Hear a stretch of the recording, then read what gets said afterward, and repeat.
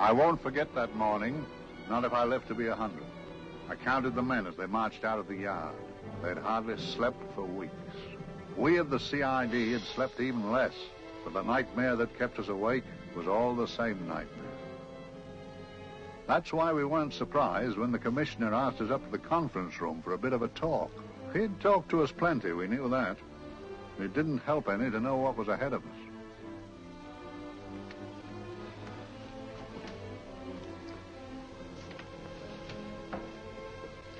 Must we have that window open, Gregson? Oh, shut it if you want to. Chief will be in enough of a temper without having a ruddy blast down the back of his neck.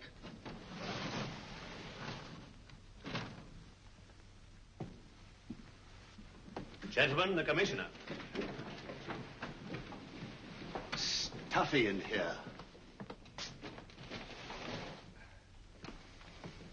Be seated, won't you?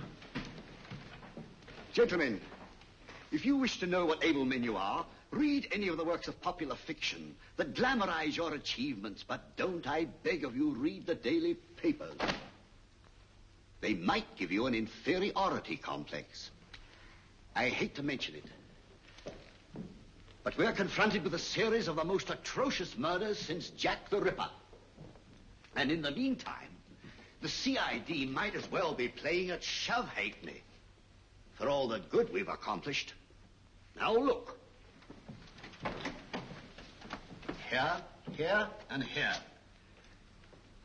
Each of these red flags scattered through the city stands for a woman brutally murdered, a woman's terror, a woman's death agony. These are no ordinary crimes. These are the works of a fiend who kills first and mutilates afterwards. A ghoul who hacks off a part of his victim's body and carries it away with him, a loathsome souvenir of his butchery.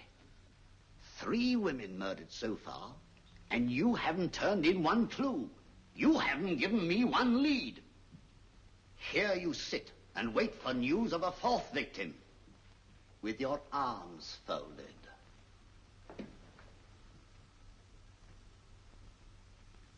Well, we hadn't long to wait. It was down Lambeth Way where a young woman was hurrying home late last night. She saw something and stopped. It was a constable. He spoke to her and he walked along with her, just in case. He saw her go down the stairway to the basement lodging where she lived. We can only surmise what happened after that.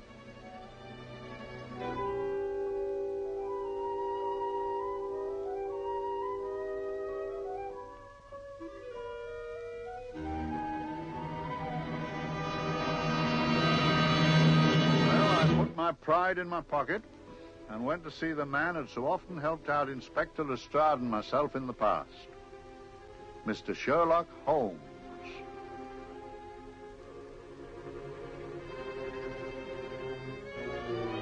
If ever a man needed help, I did.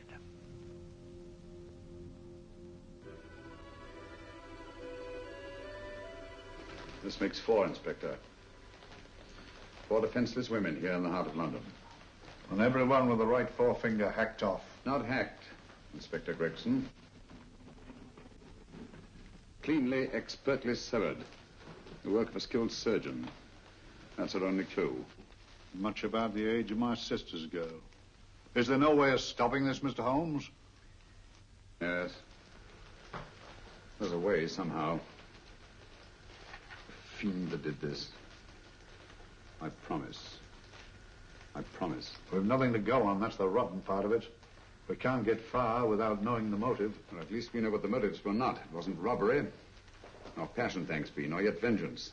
Because they all came of totally unrelated families. Steady, Inspector, steady. Sorry, Mr. Holmes. I don't turn a hair when it's a bloke that can look after himself. A little slip of a thing like that. Yes, it's horrible. Come on, let's get a drink.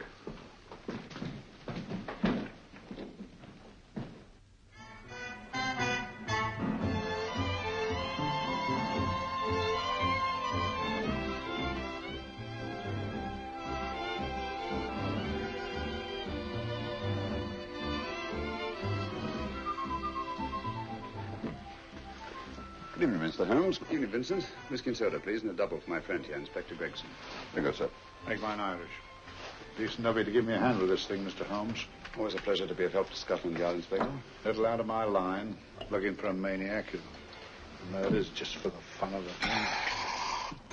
Or perhaps just to get a human finger. In all 4 cases, the murderer risked capture by stopping to secure a finger.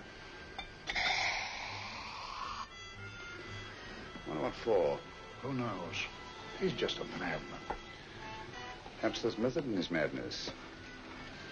If we could just trace those missing fingers. If we could just drain the English Channel, we might find a penny. Huh? Oh, thank you. You may keep those, Mr. Holmes. Thank you.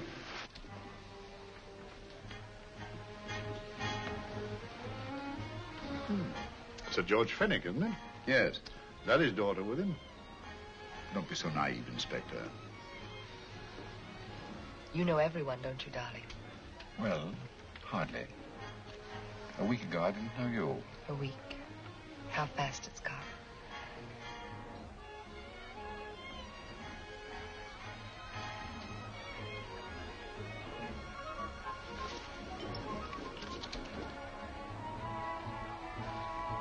I collect these things. How very quaint of you. Shall we go? Yes.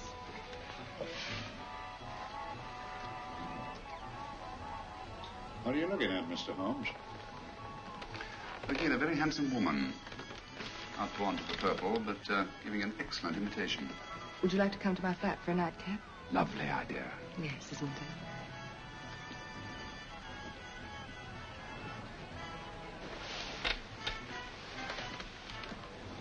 Wonder where she's taking Sir George Fenwick. Don't be so naive, Mr. Holmes.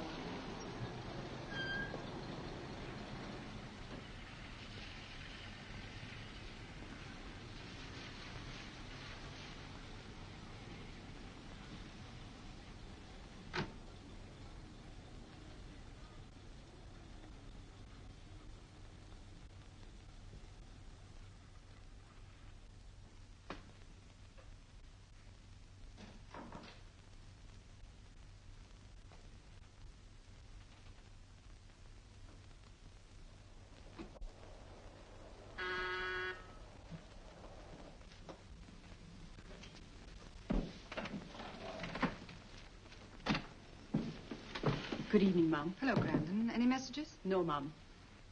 Thank you. Drinks, Grandon. One of your nice surprises. Yes, Mum. I say, you don't mean that... Grandon's a marvel, aren't you, Grandon? Yes, Mum. You wouldn't believe the things she can do. Ah, charming place. Delightful. Really? Do you think so? I'm so glad. Do sit down. Do you mind? Do I mind? What a question. I don't mind anything, really. Except not being with you. Now, you really don't want me to believe that, do you?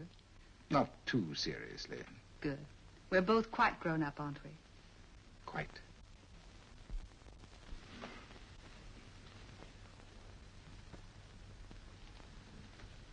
You're a treasure, Grandon.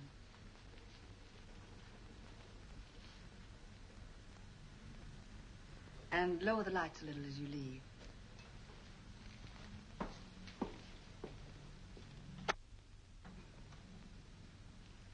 I prefer a more flattering light.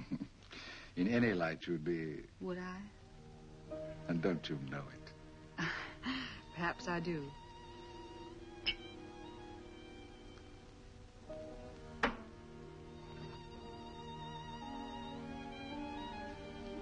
Oh, that priceless woman. You wouldn't believe it, but she's absurdly romantic. She loves dreamy music, and she thinks that we... But we do, don't we? Do we? Well, it's rather soothing, restful. Yes. And we all need rest at times. like tired children who've played too long. You've played with wooden soldiers, I suppose. Funny. Hadn't thought of that for years. Toy boats were my special joy. Anything I could set afloat anywhere. Like this. And this. Toy boats sailing into the Never Never Land. The land of beautiful dreams. Look. Look, odd, isn't it, how the light is reflected? Little specks of light that move and move. Like stars on a slowly moving stream. You know, Holmes, I'm very sensitive to atmosphere. No? Yes, I can tell by the feel of this room there's been a murder committed here. It may interest you to know, my dear fellow, it was the other side of that door at the foot of the stairs that the poor girl was murdered. If only I could find it. Find what? The one thing these unfortunate victims have in common that might give us a motive for these murders. There must be something. Another Jack the Ripper, if you ask me, a homicidal maniac. No, Watson. In the case of Jack the Ripper, there was one thing in common. His victims were all from one walk of life, living in the same section of the city. In this case, the murderer chooses his victims from all walks of life and from different sections of the city. No, my dear fellow, this is not the work of a homicidal maniac. It's something infinitely more sinister. You mean the creeps? What on earth are you talking about? Watson, I'm convinced that these murders are only incidental to some larger and more diabolical scheme. That may be, but why the severed fingers? The answer to that question, my dear fellow, is our only hope of solving these mysteries. Dear sister, I am so happy. I had such a lovely holiday at Brighton with you and Alf. And I'm looking forward to being with you again. Poor little thing. Sort of raises a lump in your throat. I can picture her sitting here happily writing this letter. And I'm not bit realizing that she's shortly going to her death. Hello? Gregson. Oh, there you are, Mr. Holmes. I've been looking for you everywhere. What's happened? Murder in Edgware Road, not half an hour ago. Woman? Yes. And the right forefinger cut off clean.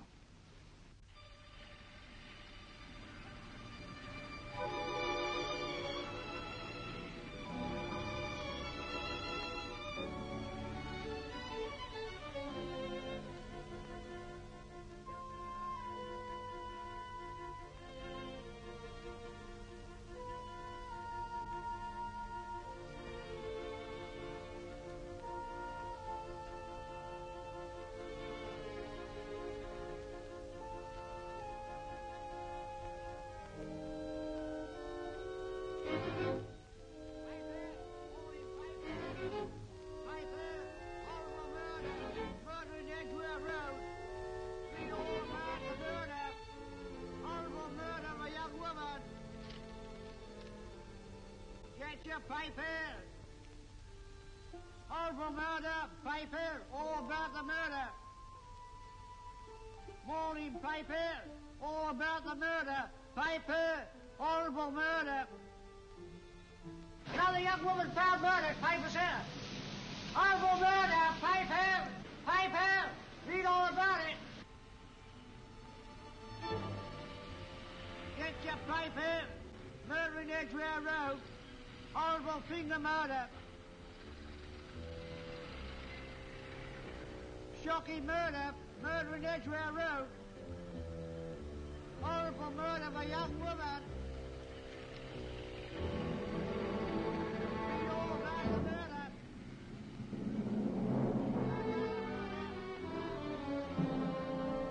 Only fancy, Mum. There's been another of those horrible murders. Dear, dear, how shocking. Yes, Mum. I really don't feel quite safe here myself. Oh, dear.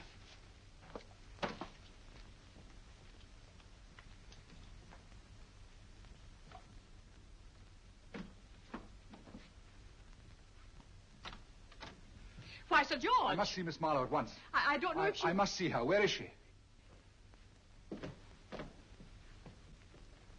Lydia. Why, Sir George, what is it? What happened? I don't know. You'll have to help me. You've got to help me. But I don't understand. Listen, I woke up a few minutes ago in a cheap boarding house off Edgware Road. I don't know how I came there. I don't know when. The last thing I remember is being here with you. Calm yourself, Sir George. When did I leave here? Well, it was about It was 10:45, Mum. Precisely. You seemed, forgive me, just a little distressed. Detached, not interested. I thought I'd said something to offend you. I don't remember.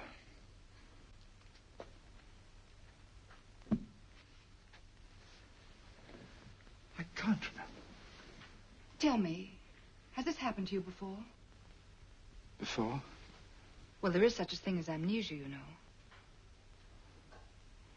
If it was 10:45 when I left you, it was 9 this morning when I woke. Over 10 hours lost. 10 hours that I can't account for. And in my pocket when I woke, I found... Here in my pocket. That isn't... Oh, it's not for you, of course. It can't be. Excuse me, Mum, but there's a man asking to see the gentleman. Send him away. Yes, Mum. No, please. I'll see him.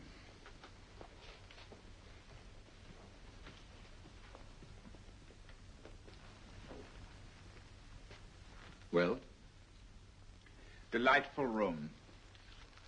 Not much like the place you woke up in this morning.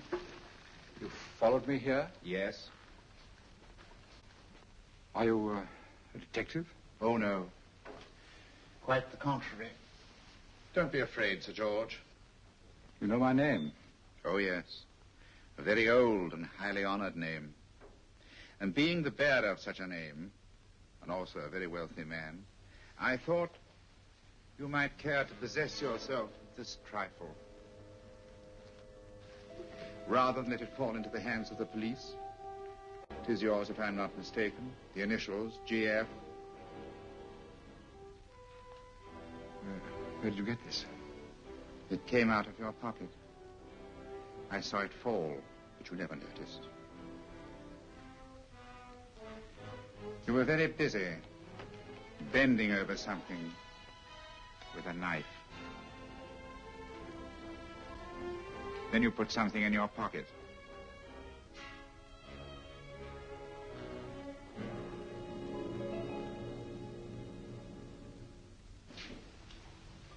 Come along, Holmes, come along, come along. How many more talismans, I tell you? You're missing a treat. This is delicious. Little jam tarts to follow. Aren't you tempted? You and your flesh pots. They tell me that fish is good for the brains. Brains haven't any. You realize that a whole day and a night have gone by since that bestial affair in Edgware Road? I'm as much in the dark as ever.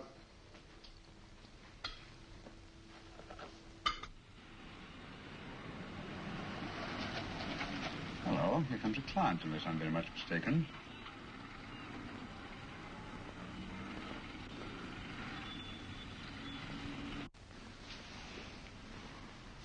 Well, attractive. Very attractive.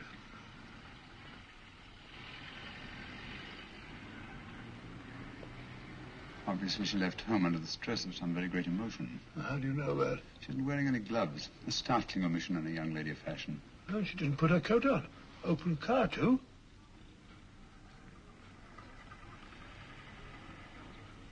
Furthermore, there's something in that bag she wants to show me. What makes you say that? The bag doesn't match her dress, indicating it was picked for size rather than style, to accommodate some bulky object. You amaze me, Holmes. Not to mention, my dear fellow.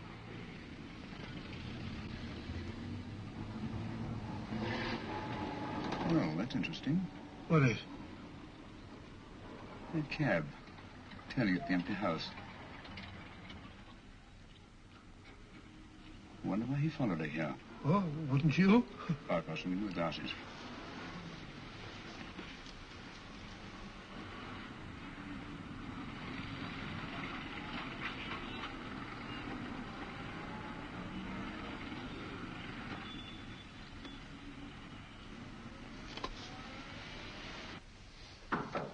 Well, we shall soon know. Yes, Mrs. Hudson? It's a young lady, sir. Most urgent. Ask her to come in. Go right in, miss. Mr. Holmes? Yes, this is my friend, Dr. Watson. How do you do? How do you do? Mr. Holmes, you must excuse me, please. Yes, well, won't you sit down? Come along. May I? It's quite all right. Thank you.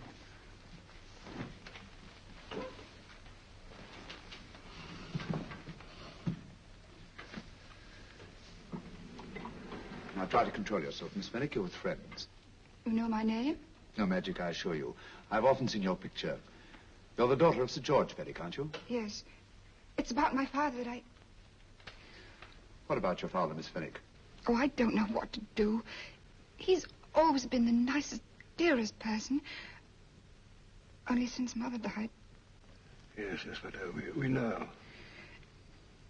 So I didn't think anything of it when he was away all night before last. But he didn't come home until yesterday at tea time. He didn't come in for dinner at all. Just paced up and down in the library hour after hour. I begged him to let me in, but he wouldn't. Steady, steady. Now take your time. I couldn't sleep a wink last night. Then I started hearing things. Hearing things? What sort of things? I heard someone in the garden underneath my window. Then I saw a figure moving down the garden path. And I recognized my father. Stealing through his own garden like a thief.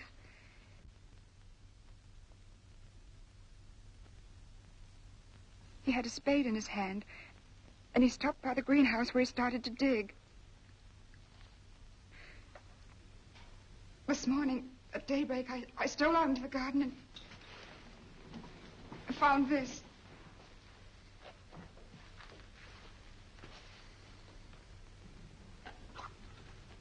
A finger. A human finger. Ring up Scotland Yard, Watson.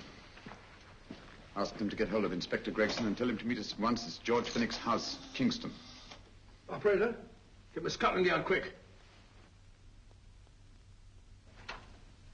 Where's my father, Norris? He's still in the library, miss. Thank you. We'll see him right away. Will you come with me, please? Thank you.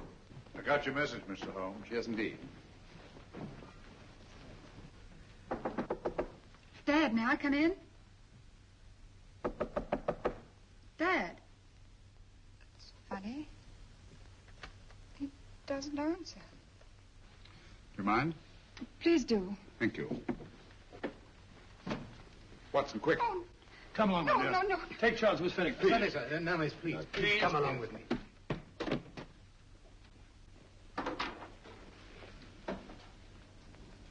Dead?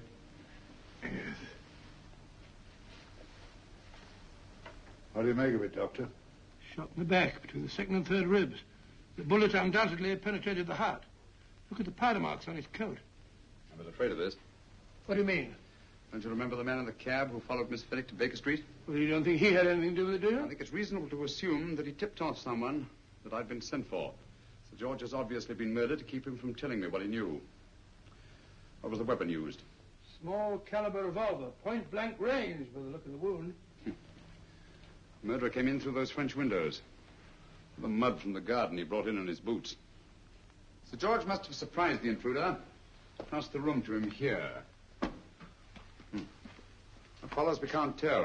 But from the location of the wound, I'd say that he turned his back for a moment, and as he turned, the muzzle of the revolver was placed between his ribs and one muffled shot fired. And you mean to say he kept on going, even after he was shot? There's no doubt about it. Look there. The trail of blood leads us back to the desk. Something Sir George was after. Something. I know. He was trying to summon help, poor chap. I don't think so, Watson. There's the bell pull by the fireplace. No, you'll notice from the trail of blood that Sir George made straight for this desk here. I wonder. There was something he was desperately anxious to get. Hello. His right hand's clenched. That's perfectly natural. Death agony. But the left hand lies open. Why only one hand clenched in the death agony? The right hand, the hand nearest the desk. Please note that. If Sir George took something off this desk, something so important that he spilled his last drop of blood to get it, I want to know what it is.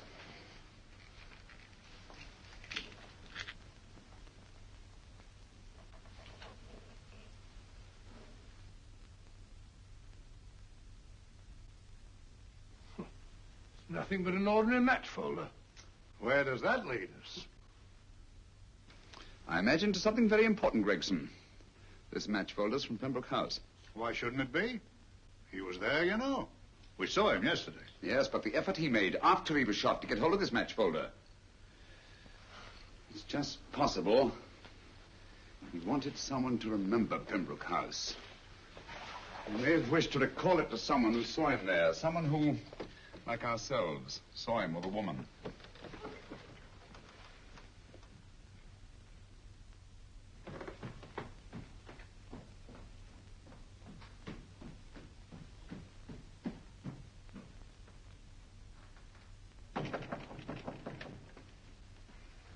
Come in. Oh, Dr. Watson, this came by hand for Mr. Holmes not 10 minutes ago. Thank you, Mrs. Hudson.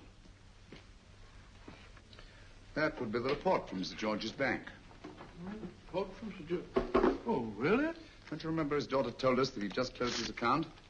Had it looked into at once.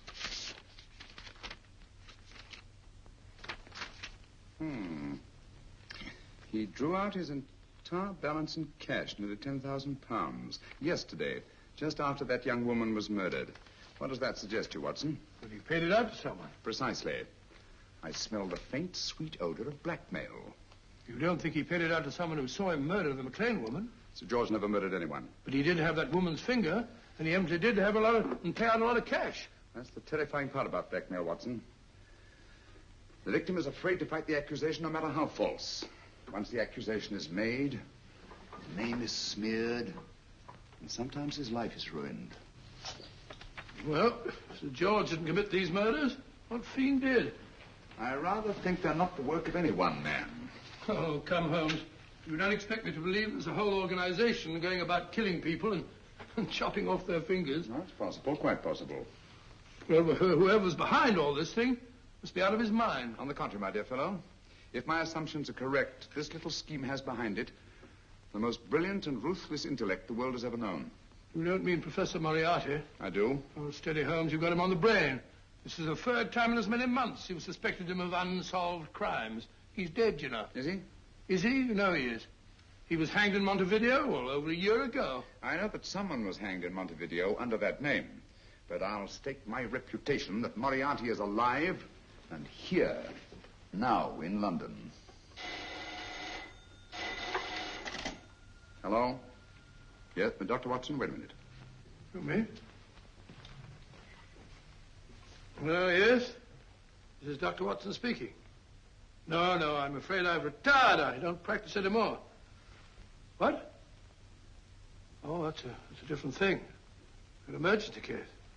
Well, just a minute. Yes, well, see, she's not moved. Remember that? Don't touch her till I get there. Fractured case in the Cardinal's Mews. Heavy woman. 14 stone. Look at dust. 14 stone.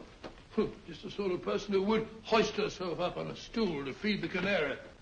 There ought to be a law against fat people keeping little dicky birds. Well, so long, old man. I shan't be very long. Haven't used that bag since I bought little Amelia. What's her name in the world? She grew up to be a very unattractive child. Oh, who wouldn't with a name like Amelia? Oh, Amelia. Amelia.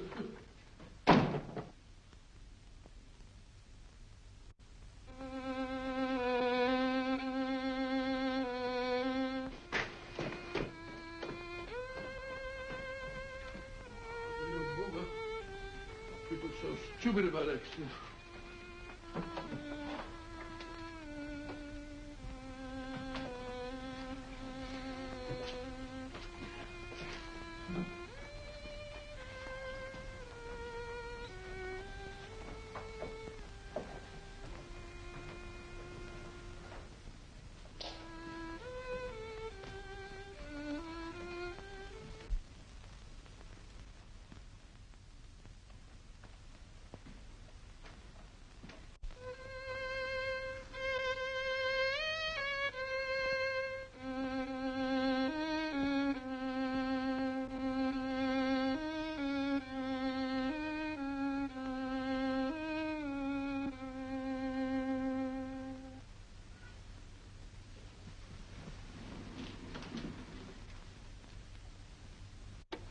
Oh, Professor Moriarty.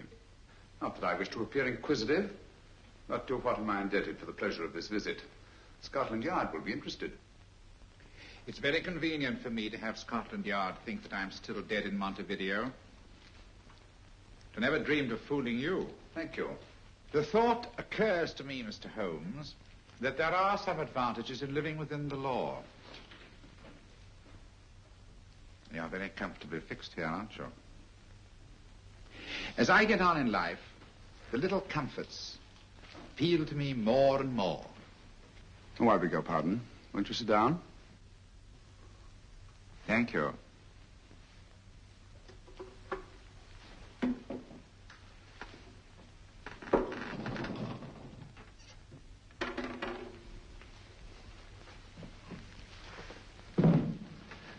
And now, Professor Moriarty, what can I do for you? Everything that I have to say to you has already crossed your mind.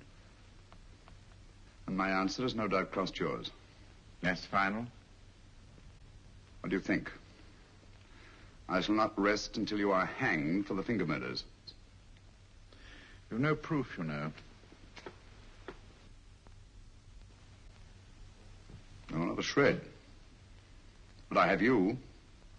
I could turn you over to the police here and now. You could.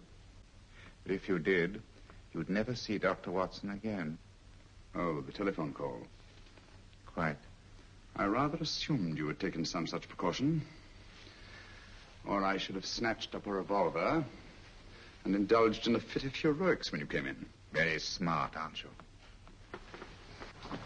Not smart enough. Or I should have anticipated you. But if any harm comes to Dr. Watson, I shall seek you out. I shall not rest until I find you, and when I do... No harm will come to Dr. Watson this time. But I can't answer for the future. Mr. Holmes, I should strongly advise you to drop this case. Don't be silly. Think it over. We've had many encounters in the past. You hope to place me on the gallows. I tell you I shall never stand up on the gallows. But if you are instrumental in any way in bringing about my destruction, you will not be alive to enjoy your satisfaction. And we shall walk together through the gates of eternity, hand in hand. What a charming picture that would make. Yes, wouldn't it? You know, I really think it might be worth it.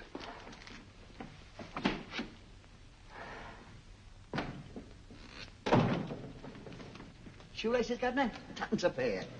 And strong enough to hang yourself. How many more times must I tell you I don't want your filthy shoelaces or your company? Shoelaces, Governor? Blasted impertinence. Run along, my good man, or I'll give you in charge. Shoelaces, Governor? Shoelaces, Governor? Help a poor bloke. What's only got one arm? Any luck with Mr. Holmes? You can read his obituary in tomorrow's papers.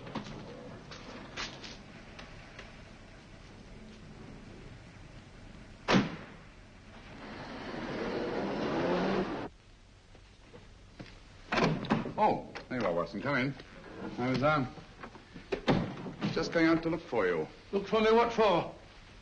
Suppose you don't think I know my way about. Well, you're right, I don't. Blast all practical jokers anyhow. Know where I've been? On a wild goose chase. Exactly. There's no such number in McCardle's Muse. Some fool's idea of a joke. Did you see anyone? No, nobody especially. Only a whining old idiot selling bootlaces. Persistent beggar, wasn't he? Stuck to you like grim death. Huh? How do you know? And finally left you for someone who looked like Vera Pickings. Someone, my dear Watson, was Professor Moriarty himself. What? He's just called on me. Moriarty here and you let him go? But you must be out of your mind. Why? Well, he bluffed me into believing that he was holding a friend of mine as hostage. Friend of yours who? Oh, nobody very important, just a fat, lazy fellow. Medical man, I believe. Medical man? Do I know him? Yes, I think you do. Fellow by the name of Watson. Watson, never heard. Who, me? I'm afraid so, old fellow. Your street hawker's job was to do away with you in a certain contingency. And you let Moriarty go? Because of me? I had no choice. I can't afford to lose you, old fellow. Well, it's very decent of the old chap, I must say, but... I wish you'd nabbed him. We shall, never fear. I know the motive for the finger murders. All I have to find out now is the method used with the blackmail victims. Method? Yes. How does Moriarty get them to the scene of the crime? How does he plant those severed fingers on them? And how does he scare them into believing that they may have committed those atrocious murders themselves? Curious.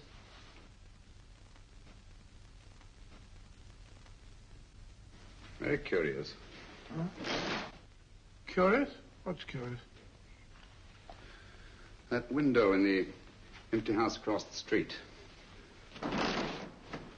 First floor front. Oh? What's wrong with it? It's open. Why shouldn't it be open? Well, it wasn't open half an hour ago. I'll stake my life on that. Oh, that's not our business. Let it stay open. I wonder if you'd go over, old fellow, and see what's the matter. Oh, trespassing. Against the law. Very well, I'll go myself. Oh, well, if you're going to put it like that, ridiculous waste of time. Going about shutting windows at this hour of the night. Yeah, you better take this torch. Well, take what? Dignified job for a doctor. Dr. Watson, the torchbearer. And what do you propose to do? Sit in a comfortable chair, I suppose, and read a good book? That's a very good idea. Yes, a very good idea. While I play night watchman, you have a nice read. Mm-hmm. Good night. Have a good time. Have a good time? What do you mean, have a good...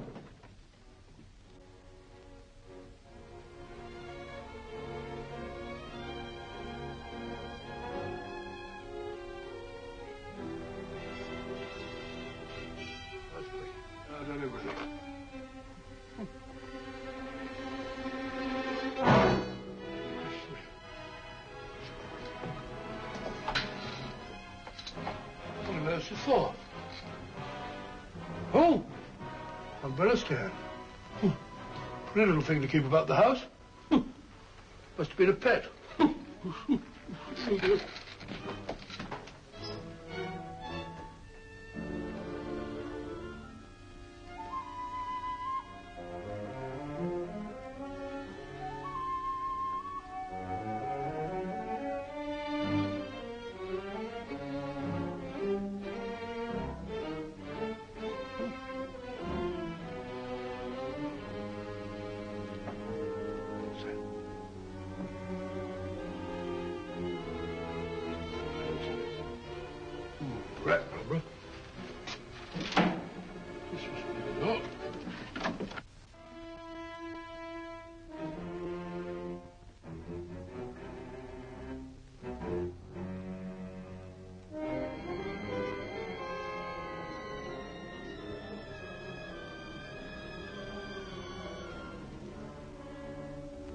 He sits comfortably reading a book.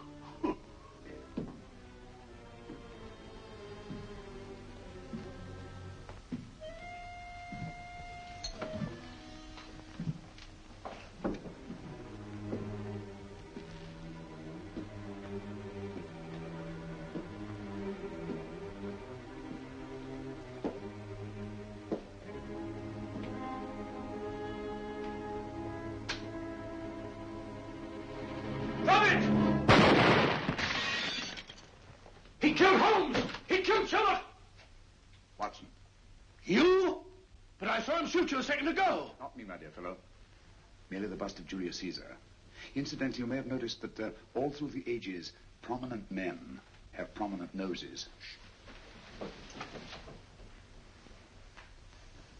Oh, I'm afraid we're in for terrible trouble again with Mrs. Hudson. Window smashed, plaster all over the floor. Get up, you.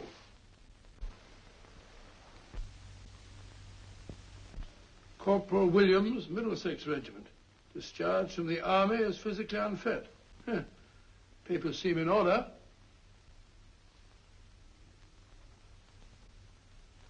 Now, Corporal Williams, you've seen service in the Far East, haven't you? The East? I thought so. Look at his complexion, Watson. Yellow as saffron. He's been taking atabrine. Cure for malaria. Sniper, aren't you? Sniper? Why did you try to kill me? I had to kill him. I had to. Oh, snap out of it. Stop it, Watson. He's shamming. No, he isn't. Who told you to kill me? She told me. She told you? She told me I couldn't miss. Well, luckily you did miss, you murderer. He isn't a murderer, Watson. Listen, Corporal Williams. She told you you had to do it, didn't she? I had to do it. I've got it, Watson. I've got it. Got what? The method used in the finger murders. Well, what is it? Hypnotism, my dear fellow. Hypnotism. And it wasn't against his nature. That's the devilish part of it. They picked a man for their purpose whose job was sniping. Who are they? Professor Moriarty and his finger murderers. Williams spoke of a woman. I think you'll find that she asked him home tonight for a drink. Nice quiet rooms, soft lights, music. You got it all pat, Mr. Holmes. What's the lady look like? Oh, up 30, nice figure, blonde, lustrous eyes. Oh, really? Got a phone number? Oh, so? Williams will give us her address. Look after him, Gregson. Don't let anyone come near him. He's our key witness in the finger murders. Well, I hope you're guessing right, Mr. Holmes. Get up, Williams. Now, go with Inspector Gregson anywhere he tells you. Come on.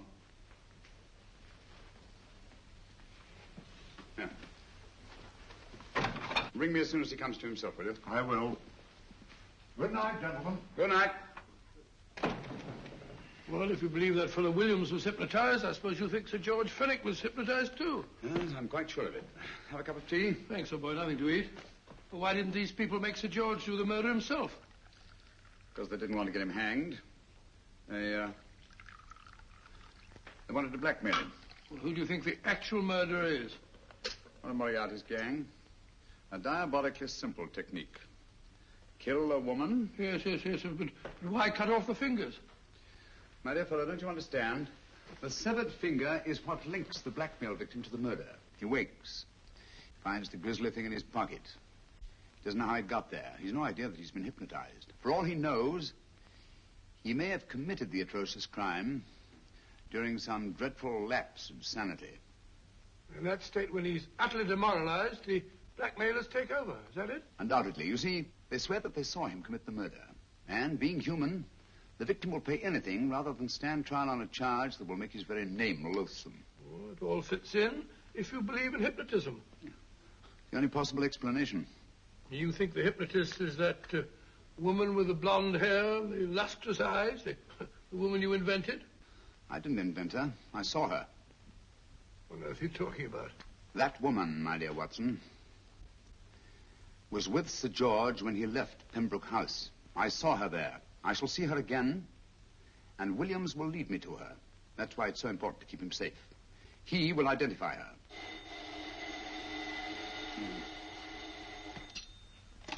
Hello? Yes? Inspector Gregson? What? Well, get every constable in the district. Yes, I'll be over at once.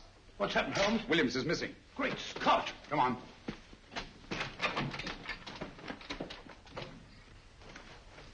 Lorry crashed into Gregson's car. During the confusion, Williams disappeared. Escaped, eh? No, kidnapped. To keep him from talking when he came to. You don't think that Moriarty... Moriarty? Anything is possible.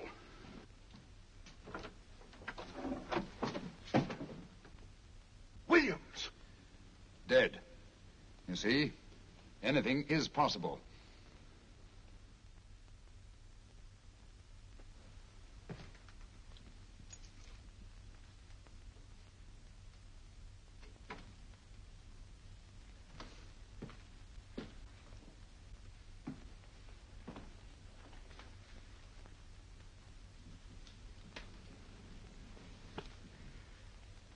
Oh, good morning, Professor Moriarty.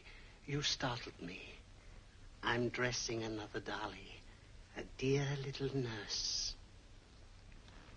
Is there anything wrong with your finger? Just a splinter. Nasty thing, splinters. Most trying. One can't be too careful, but I'll get it out for you. I have the very instrument to help you. Sharp enough to split a hair. Put those tools away until they're needed. But they're not tools, sir. They're instruments. Put them away. Is Lydia in? Yes. But really, you should let me. Get dressed. Holmes and Watson just left Baker Street for the Mesmer Club. Mesmer Club? The meeting place of all the top hypnotists in London. Do you suppose that Mr. Holmes is onto our method? If he suspects, it's merely a suspicion. It's our business to see that it ends there. I hope you're right. Williams passed away before he could talk, remember? What do you want me to do? Go to the Mesmer Club, meet Holmes, and induce him to come back here. Isn't that a bit dangerous? Every meeting with Sherlock Holmes is potentially dangerous. However, you say he didn't see your face at Pembroke House. And how would you suggest I get Mr. Holmes to accompany me here? Kidnap him? Oh, no. Holmes has one weakness, his insatiable curiosity. If you can arouse that, you can lead him anywhere. It's up to you to take advantage of any opportunity that may arise. This way, please, gentlemen. I'll tell Dr. Onslow that you're here. Thank you. And this is the Mesmer Club. If you ask me, hypnotism is a lot of mumbo-jumbo. Oh, come now, Watson. As a medical man, you must admit that hypnotism has its place in modern science. That may be, but 90% of hypnotists are crooks of the worst kind. Nothing more than a lot of charlatans exploiting weak-willed morons. Ah, Dr. Onslow, I believe. Happy to meet you, Mr. Holmes. Your brother Mycroft suggested I might be of help to you. He's a valued member of our little group of charlatans and crooks. Oh, beg your pardon, sir. I didn't know you were listening. Behind the curtain. My friend, Dr. Watson. Oh, delighted. How do you do? I wonder now. You see, we're in the midst of a little experimental session at this very moment. If you'd care to join us. Oh, certainly, certainly. That'd be very instructive. Oh, well, will you follow me? Thank you. In treating his patients. But today, the therapeutic value of hypnotism, as we now call it, is conceded by innumerable physicians. Especially is of value in surgical cases where the administration of local or of general anesthetic is inadvisable. Inadvisable poppycock. For the sake of latecomers, I may say that I have placed this subject under profound hypnosis. In this condition, he can feel no pain, even under applications which normally would be excruciating. Excruciating? You excuse me, please. Carter, you are having a peaceful sleep. You feel nothing. Your arms and your hands are without sensation. Mowbray, the long needle.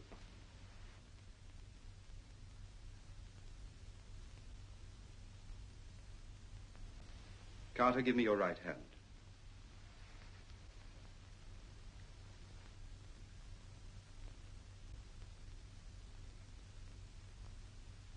As you observe, the needle has been thrust completely through the subject's hand. No feeling, no pain. This lack of feeling is the one infallible test of profound hypnosis. Nonsense. Fellow's full of drugs. Well, isn't he? Definitely not, Doctor. Wake up, Carter, wake up. You feel well and rested, remember. No pain anywhere. Wake up, wake up. I say, when are you going to begin? All through, Carter. Stand up. This way, sir. And, are these all the people that come here? Oh, no. Others keep dropping in all the time. I suppose it's all right for those who believe in it, but of course, I'm a professional man myself. Then you don't believe in hypnotism, Dr. Watson? Oh, I don't deny that there are certain types of hysterical, feeble-minded people who go on if you point your finger at them. But anyone with an ounce of character... How right you are. You see right through our little artifices, don't you, Doctor? Right through, my dear sir. Right through. Right so. But with the feeble-minded, as you say... excuse us, Mr. Holmes. Certainly. Step over here, won't you? Certainly, sir. Anything to oblige. Let me show you how easily we charlatans take advantage of them. Now, sit down, Doctor. Now, we set a thing like this in motion. It's wonderful, the attraction on the feeble-minded, of course. The continuous motion, if they just let themselves follow it. Of course, you could stare at it till doomsday, Dr. Watson, with no effect at all. Still, it might make you a little drowsy, like the white ribbon of road at night when you're driving. The rhythm is smooth, unbroken, and the road goes on and on, round and round, always the same, winding and winding. And you're drowsy, you're tired. Let the road come into you, as it were. The long road, the smooth road, the road to sleep. Sleep.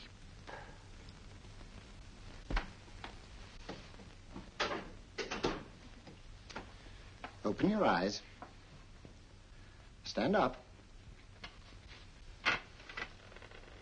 Turn around. And now, Dr. Watson, you're on a holiday in Scotland. The country is amazingly beautiful. We're coming to a stream. It isn't deep. Better take your shoes and socks off.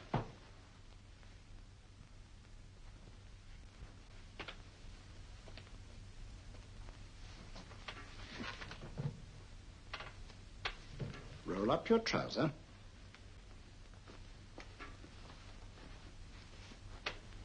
That will do. The other leg is waterproof. Turn around. Mind the pedals.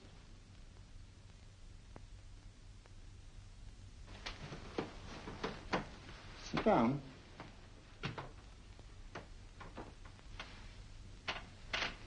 Wake up now.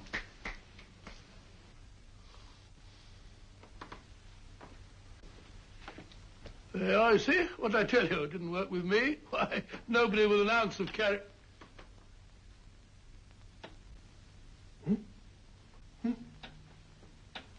I think you'll need these.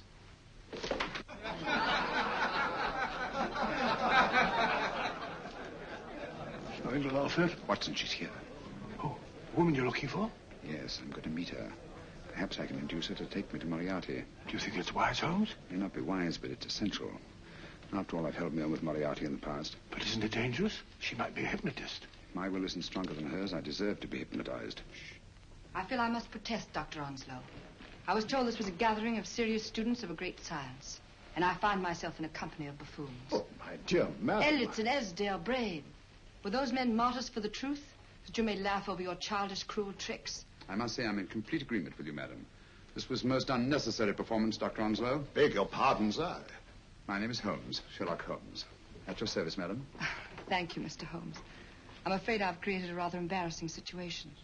But you see, I'm interested in the serious study of hypnotism. So am I, too. Perhaps we have something in common, Mr. Holmes. Perhaps we have. Would you join me for a cocktail at Pembroke House? I'd like it. Good.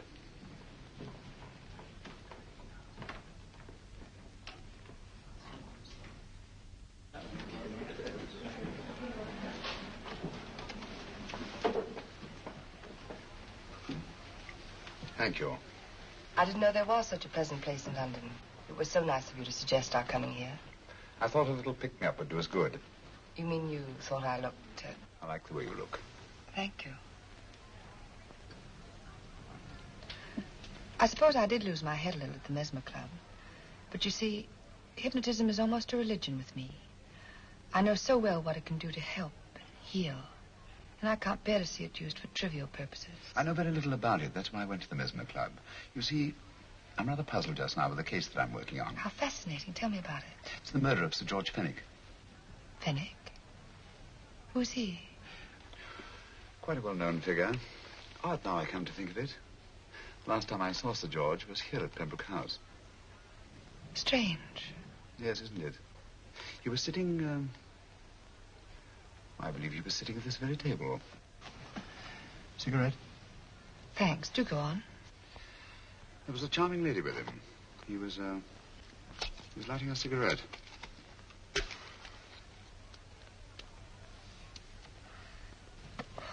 Charming.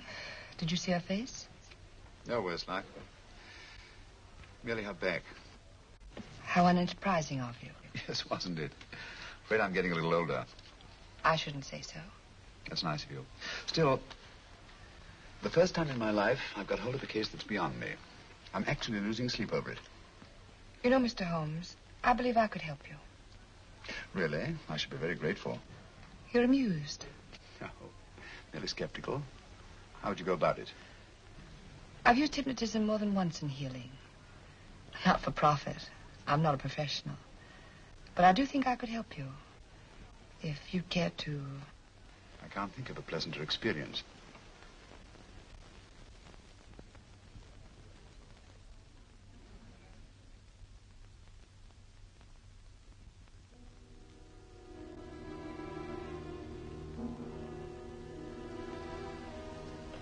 Low lights, music, is that all there is to it? You must relax, Mr. Holmes. I'm afraid you're a rather difficult subject. So I thought perhaps a little help. Materia medica might be advisable. Drugs?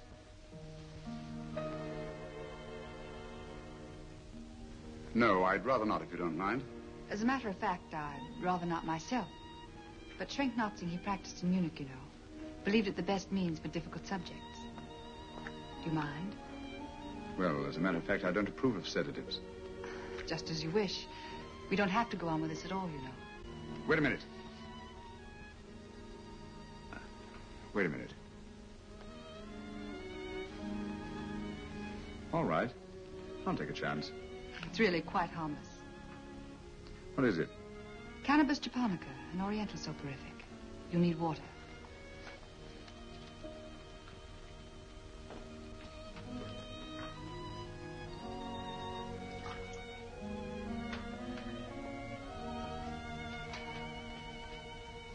Thank you. Now sit down, Mr.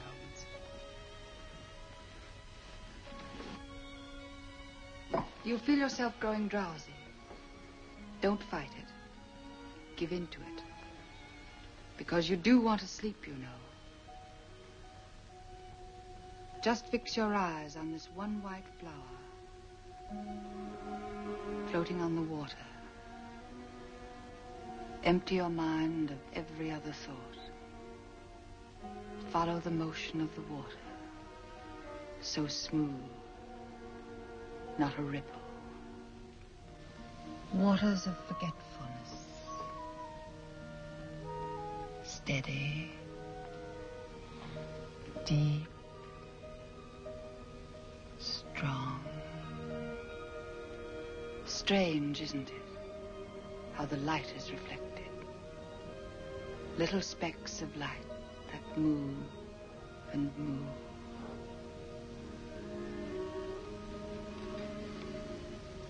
It's restful here. It's peaceful. It's friendly. And you're very close to finding what you're looking for. You'll find them soon now. The guilty ones. When you're rested, gentle waters closing over you. Steady, deep, strong, drawing you down, down, down.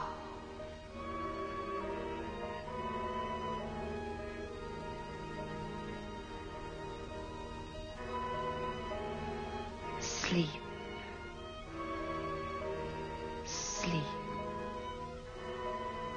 Sleep.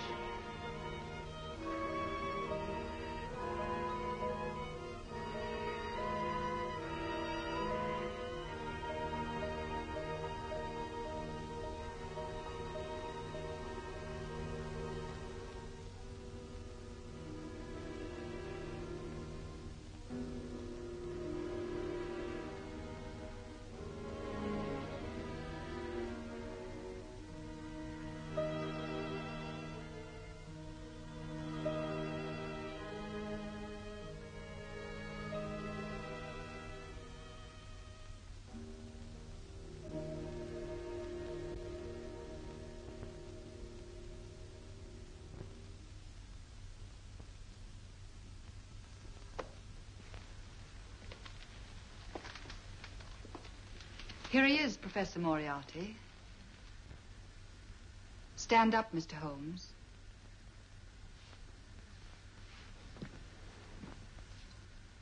Open your eyes. Face this way. Are you satisfied? We are dealing with a clever man. He may be shamming. There's just one infallible test for profound hypnosis. You ready, Dr. Simnel?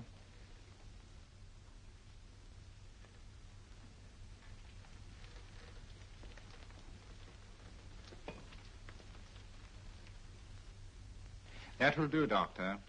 He couldn't fake insensibility to the knife. I congratulate you, Lydia. Turn round, Mr. Holmes. Now walk to the desk.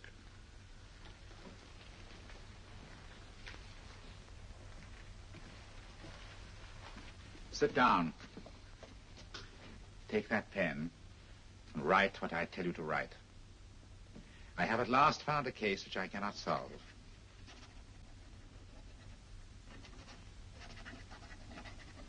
I have outlived my usefulness.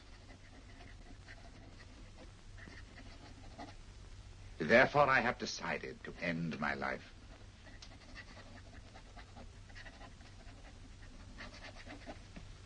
Sign your name. Now blot it.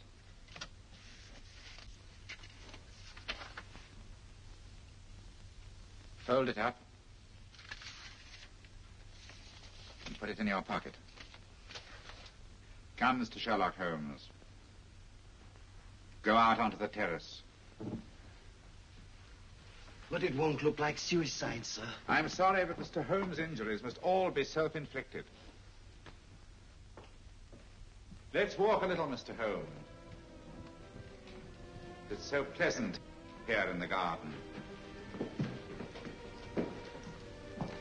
Just step up here onto the terrace. It's a nice, broad terrace. Now turn to the left and walk slowly to the end of the terrace.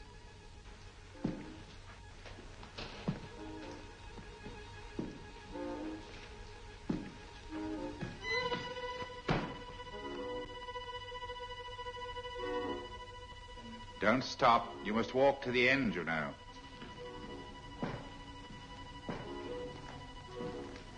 The end leads to an open doorway. You can pass through it in perfect safety.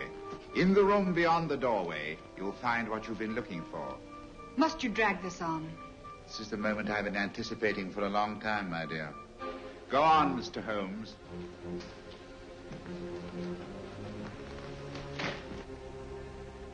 Through the open doorway, you will find the man responsible for the finger murders and the death of Sir George Fenning. Professor Moriarty. Holmes! Stand still. What a beautiful view, Watson. I'm quite enjoying it. No, you're not. You're hypnotized. You're under a spell. Stand still. Don't move. Steady, Holmes. Steady does it. Stand perfectly still where you are. Nonsense, Watson. You don't know what you're doing. Of course I know what I'm doing. You mean you're not hypnotized? Certainly not. Then get off the wall, you idiot. Oh, look out! Holmes! Oh, Dear fellow. What were you doing up there? Holding the fort until you arrived. What kept you? Well, I ran into a spot of trouble on my way to Scotland Yard. I was arrested for exceeding the speed limit. Your luck seems to hold, Mr. Holmes. I'd hardly call it luck, Professor. You see, I substituted a drug of my own for the one that this dear lady pressed on me. You are clever, aren't you? A drug that, although it leaves the subject conscious, renders him quite insensitive to pain. That accounted for my lack of reaction to Dr. Simnel's knife. Well, Gregson, quite an impressive haul. Even Inspector Lestrade himself couldn't have done any better. Thanks, Mr. Holmes. Take him away. All right, put her in the van. I was right, Mr. Holmes. You are a difficult subject. Thank you. And now, Professor, our score is settled. Au revoir until I see you on the gallows. The rope has not been made that'll go around my neck. Come on.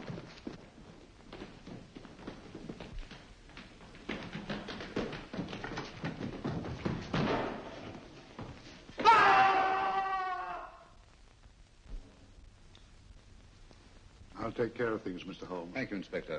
Come on. An evil man, Holmes, but what a horrible death. Better than he deserved. What are you thinking of? I'm thinking of all the women who can come and go in safety in the streets of London tonight. The stars keep watch in their heavens. And in our own little way, we too, old friend, are privileged to watch over our city.